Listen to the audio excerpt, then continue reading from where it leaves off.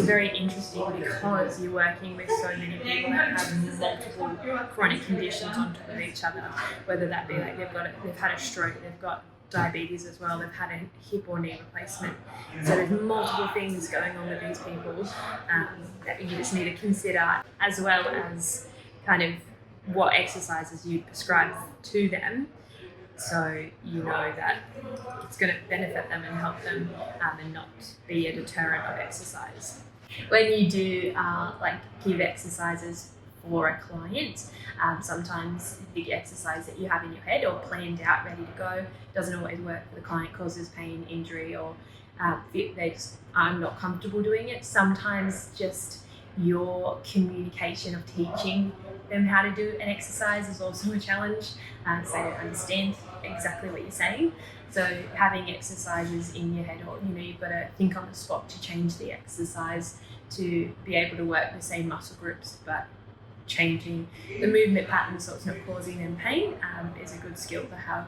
As we have clients with government-funded programs through the CHSP or home care package, there's a lot more paperwork we have to do to have that client come in and then be uploaded to our tracking system. That does take time, and a lot of, you're sitting at a computer for a lot of the time to do those reports to then send out to the rest of the staff so they're aware of what the client conditions have and what we recommend.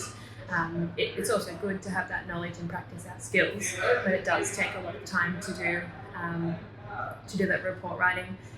Sometimes getting the clients booked in can be a bit of a challenge with back and forth of missed calls and as well.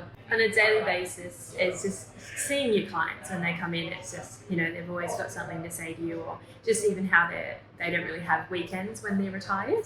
It's just another day. So just, what they get up to on their day. And I guess you seeing them build relationships and having that social interaction in class, because sometimes the clients live alone, they're widowed, or their family aren't around anymore, or they've had estranged relationships with them, and they kind of come in and this is their social interaction for maybe the week if they come once a week. So that bringing them in and finding them interacting with other clients, and then they go for coffee.